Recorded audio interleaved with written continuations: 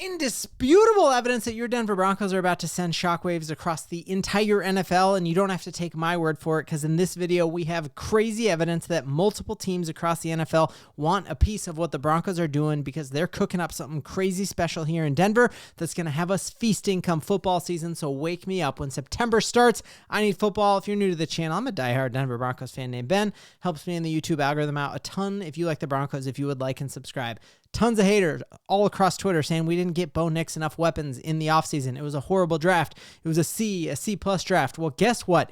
If the Denver Broncos really flubbed on this year's draft when George Paton said he was more prepped and excited and ready for it than any draft ever, then why would the Denver Broncos head of scouting, the director of scouting, Brian Stark, be absolutely snatched up off of our team and hired by our division rivals just like 3 days after the NFL draft ends? That is definitive proof to me that the Denver Broncos are doing something very right, that who cares if your mock draft was wrong?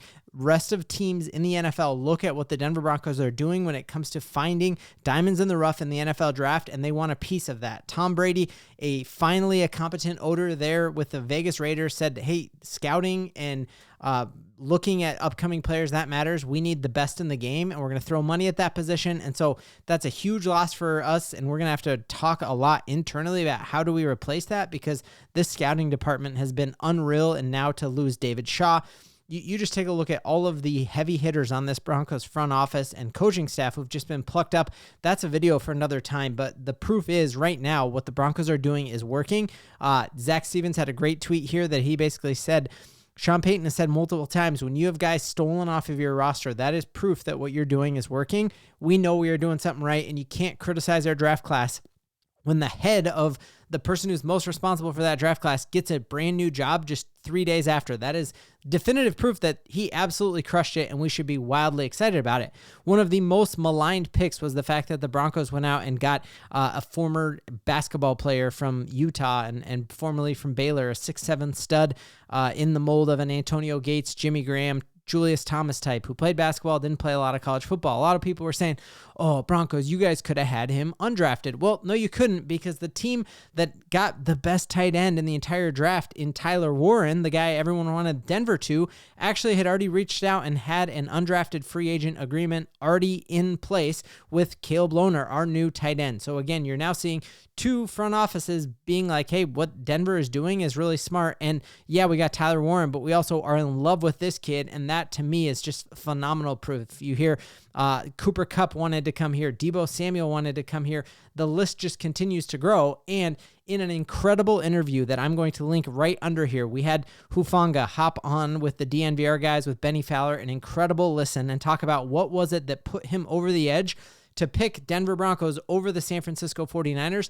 The money was the exact same. In fact, Dre Greenlaw would have made more money to stay with the San Francisco 49ers and had Kyle Shanahan and John Lynch fly to his house.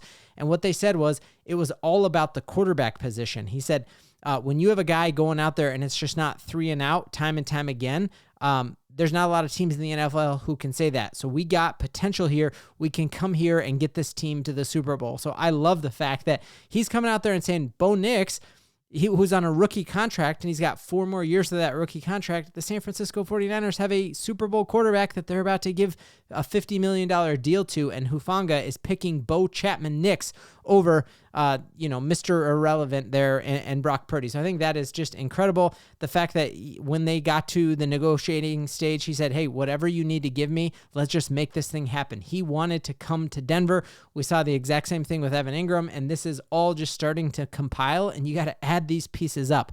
I think this was an incredible tweet here by Jacob Bishop, NFL, and this had me just really thinking. We went into this NFL draft saying, hey, if we really want Bo Nix to thrive, we got to surround him with talent. And isn't the fact that the Denver Broncos didn't go out and add tons of playmakers around him like they did to Caleb Williams, like they did to Brock Purdy, giving him Deebo, Ayuk, Christian McCaffrey, George Kittle, like you're talking about a murderer's row there in San Francisco.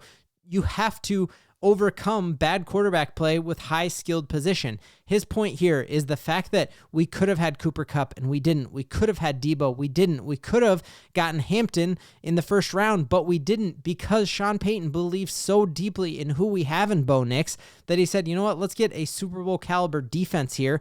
and that will cover all of it. And Bo Nix is good enough that a high tide raises all ships. And if you have a fantastic quarterback, he makes just mediocre players at other positions look way better than mediocre. Just look at Tom Brady, and other than other than Randy Moss, what an incredible wide receiver did he ever have there? He raised all ships, and Sean Payton, the fact that he didn't go out and get Hampton in the first round, that he didn't try to trade up and get one of those first round wide receivers, proves it's the ultimate proof there that he believes in Bo Nix, maybe even than any of us do, and that's a phenomenal thing.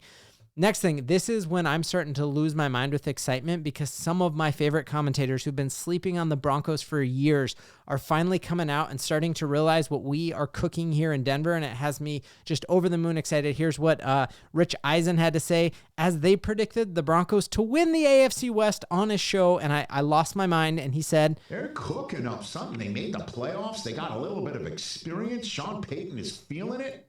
Yeah, and Sean Payton should be feeling it. Like, he made the playoffs with the biggest dead cap in NFL history with a rookie quarterback, without ever having a single running back last year run for 100 yards. We are in such good shape here, guys. We dominated free agency, and no one disputes that. And then our draft class was so good that other teams want to go steal the guys who did the research for that draft class. You got to start believing this stuff. And if that's not good enough, my other favorite is definitely Dan Patrick. I've been listening to the DP show since I was driving construction, working college jobs in downtown Denver. Love Dan Patrick, and he had on a guy from The Ringer who said, "Hey, who is your absolute sleeper for this year?" And he said, "I love Denver.